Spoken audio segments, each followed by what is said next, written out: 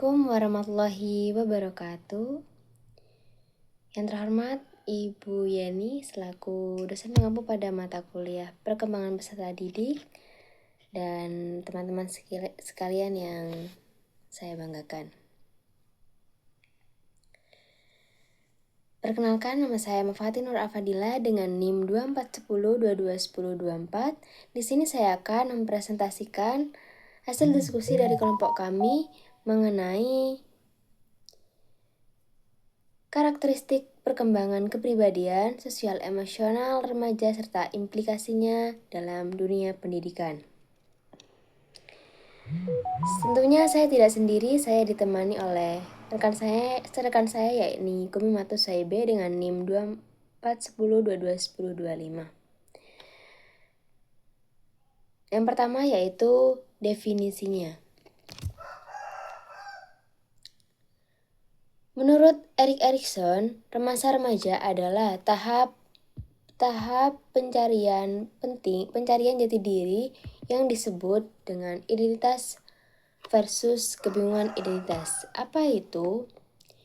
Pada fase ini, remaja mengeksplorasi nilai, keyakinan, tujuan, dan peran sosial untuk membentuk identitas ego. Keberhasilan membangun identitas menghasilkan integrasi diri yang sangat kuat, sedangkan kegagalan menimbulkan kebingungan identitas. Erikson juga menggambarkan masa remaja sebagai masa badai dan tekanan. Maksudnya badai dan tekanan di sini adalah karena konflik emosional mereka, pencarian kebebasan, pertentangan dengan orang tua, serta eksperimen peran. Masa ini merupakan proses normal yang harus dilalui remaja untuk membentuk identitas autentik sebagai dasar kedewasaan. Oke, untuk karakteristik perkembangan sudah dijelaskan oleh rekan saya Kumimatus Saibe, dan saya mendapatkan bagian implikasi dalam pendidikan. Menurut Suryana et al. Tahun 2022, karakteristik kepribadian dan sosial emosional remaja yang pertama adalah pencarian identitas yang menonjol. Maksudnya di sini adalah perkembangan pada remaja, perkembangan utama adalah membentuk identitas diri yang stabil. Mereka mengevaluasi nilai, prinsip, orientasi karir, dan keyakinan. Pada tahap ini, remaja tidak lagi sekedar bereksperimen, tetapi mulai menentukan siapa mereka sebenarnya. Yang kedua yaitu kemandirian dalam mengambil keputusan. Remaja ini ingin diakui sebagai individu yang mandiri. Mandiri di sini adalah mereka berusaha membuat keputusan sendiri mengenai pendidikan, gaya hidup, pergaulan, dan masa depan. Yang ketiga yaitu stabilitas emosi yang meningkat. Maksudnya di sini adalah secara emosional, remaja akhir lebih mampu mengelola emosi dibanding remaja awal. Mereka tetap rentan terhadap tekanan dari lingkungan seperti tuntutan akademik, sosial, dan religius. Yang keempat yaitu pembentukan nilai moral dan keyakinan agama. Fase ini ditandai dengan pembentukan nilai moral yang lebih dewasa. Mereka mulai memahami alasan di balik aturan, bukan sekedar mematuhinya. Selanjutnya yaitu implikasi dalam pendidikan. Yang pertama adalah guru perlu membantu remaja memahami identitas diri. Guru harus memberi ruang bagi dialog, refleksi, kegiatan ekstrakurikuler, dan konseling agar remaja mampu mengeksplorasi potensi dan minatnya. Yang kedua yakni membangun kemandirian dan tanggung jawab. Pembelajaran harus memberi kesempatan bagi siswa untuk mengambil keputusan, menyelesaikan masalah, dan mengelola proyek. Yang ketiga yaitu pembinaan nilai moral dan religius.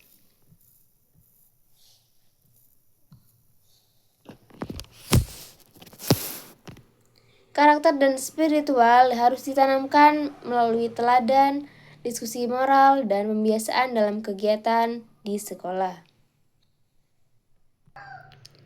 Selanjutnya, menurut Anissa et al. Tahun 2021, karakteristik sosial emosional yang pertama adalah emosi berkembang melalui pembiasaan dan interaksi. Maksudnya di sini adalah emosi remaja dipengaruhi oleh pengalaman sosial sehari-hari. Hal ini menjadi pondasi bagi kemampuan remaja untuk mengontrol emosi, menyelesaikan konflik, dan mengekspresikan perasaan secara sehat. Yang kedua yakni perkembangan moral membentuk kemampuan mengambil keputusan. Perkembangan moral mempengaruhi kemampuan memahami aturan, membedakan benar dan salah, dan menunjukkan empati. Yang ketiga, interaksi guru dan teman sebaya menjadi pembentuk sikap sosial. Maksudnya di sini adalah anak mempelajari perilaku sosial dari lingkungan sekolah, seperti kerjasama, empati, tanggung jawab, dan lain sebagainya.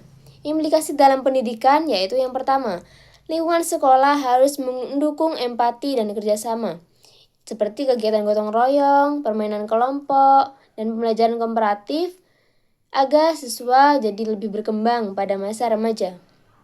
Yang kedua yaitu guru menjadi teladan moral. Siswa lebih banyak belajar model moral melalui contoh nyata daripada teori. Guru bisa menjadi role model dan selalu berperilaku positif. Yang ketiga yaitu pembiasaan sosial memperkuat kesiapan remaja. Pembiasaan seperti antri, berbagi, mematuhi aturan, menjadi dasar pembentukan kepribadian sosial yang matang pada fase remaja dan dewasa. Selanjutnya yaitu menurut Novrianti et al. Tahun 2022, karakteristik kepribadian remaja yang pertama adalah kepribadian dipengaruhi oleh keluarga, teman sebaya, dan budaya.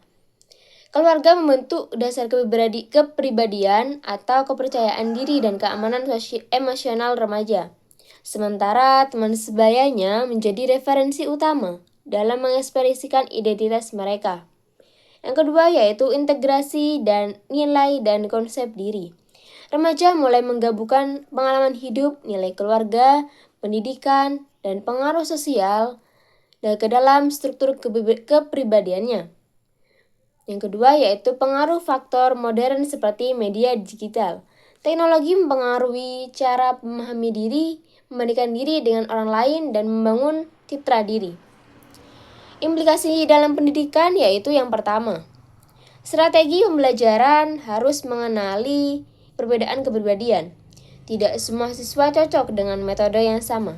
Ada yang lebih suka visual, ada yang lebih sosial, dan ada juga yang bekerja secara individu atau lebih suka sendiri. Yang kedua yaitu guru harus menyediakan dukungan emosional. Kehadiran guru sangat hangat, empatik, dan tidak menghakimi dapat membantu remaja menghadapi konflik identitas atau tekanan sosial. Yang ketiga yaitu iklim sekolah harus menghargai keunikan individu. Maksudnya di sini adalah sekolah seharusnya memberi ruang bagi ekspresi diri melalui kegiatan seni, olahraga, organisasi, dan proyek kreatif. Seperti keterampilan membaca, seni mewarnai, dan pencaksilat. Selanjutnya menurut Ilahi dan Musdalifah tahun 2024, karakteristik kepribadian dan sosial emosional yang pertama adalah pencarian jati diri yang intens. Remaja mulai mempertanyakan nilai keluarga, membuat batasan pribadi, dan mencari pandangan hidup sendiri. Yang kedua yaitu sensitif terhadap lingkungan sosial. Maksudnya di sini adalah remaja sangat memperhatikan bagaimana orang lain memandang mereka, terutama teman sebayanya. Hal ini membuat mereka mempengaruhi perilaku sosial mereka dan merasa ada tekanan sosial. Yang ketiga yaitu emosi semakin kompleks. Maksudnya di sini adalah mereka mampu merasakan emosi yang lebih abstrak seperti merasa bersalah, malu, bangga, dan idealisme. Idealisme di sini adalah perilaku sosial dan akademik. Implikasi dalam pendidikan yang pertama adalah layanan bimbingan atau konseling menjadi kebutuhan. Konseling membantu mengelola stres, konflik sosial, dan masalah identitas bagi remaja. Yang kedua, guru perlu sensitif terhadap dinamika psikologis remaja. Guru harus memahami bahwa perilaku remaja seringkali dipengaruhi oleh masalah emosional, bukan sekedar kemalasan atau ketidakdisiplinan. Dan yang terakhir adalah pendidikan karakter harus menyatu dengan seluruh proses pembelajaran. Karakter tidak hanya diajarkan melalui ceramah, tetapi melalui teladan, melalui kegiatan, melalui interaksi sehari-hari remaja. Selanjutnya, menurut Naldi tahun 2018, karakteristik sosial emosional remaja yang pertama adalah kemampuan regulasi emosi berkembang. Remaja mulai berkembang mengendalikan amarah, kecemasan, dan tekanan sosial. Namun, kemampuan ini membutuhkan latihan dan dukungan dari lingkungannya. Yang kedua yaitu empati dan keterampilan sosial meningkat. Remaja lebih mampu memahami perasaan orang lain dan mengembangkan hubungan sosial yang kompleks, seperti pertemanan yang mendalam dan hubungan romantis awal. Yang ketiga yaitu komunikasi interpersonal menjadi penting. Remaja belajar mengekspresikan pendapat, mempertahankan argumen, dan memahami perspektif orang lain. Implikasinya dalam pendidikan yang pertama adalah kegiatan kerja kelompok dan diskusi sangat penting. Metode ini mampu membantu mengembangkan keterampilan sosial, komunikasi, dan kerjasama. Yang kedua, guru harus membantu mengembangkan self-regulation. Maksudnya di sini adalah guru dapat mengajarkan strategi seperti manajemen waktu, teknik relaksasi, dan refleksi diri. Dan yang terakhir yaitu experiential learning, memperkuat kemampuan sosial emosional. Kegiatan seperti proyek lapangan, simulasi, atau permainan peran meningkatkan empati dan keterampilan interpersonal. Oke, baik, kesimpulannya di sini adalah masa remaja adalah periode ketika seseorang mulai mencari jati diri dan membentuk kepribadian yang lebih matang. Pada masa ini, remaja berusaha memahami nilai serta pengalaman hidupnya sambil menghadapi pengaruh kuat dari keluarga, dari teman sebaya, dan lingkungan sekolahnya. Secara emosional, mereka mulai mampu mengendalikan perasaan, tetapi tetap sensitif terhadap penilaian yang dilakukan oleh orang lain. Dalam pendidikan sendiri, sekolah dan guru menjadi peran penting untuk menyediakan lingkungan yang aman, sportif, dan interaktif agar remaja dapat memahami dirinya, membangun hubungan sosial yang sehat, dan mengembangkan identitas yang positif.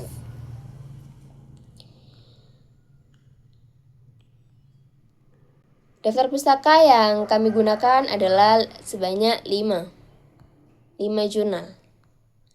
Baik, terima kasih. Sekian presentasi yang bisa saya sampaikan, kurang lebihnya mohon maaf. Wassalamualaikum warahmatullahi wabarakatuh.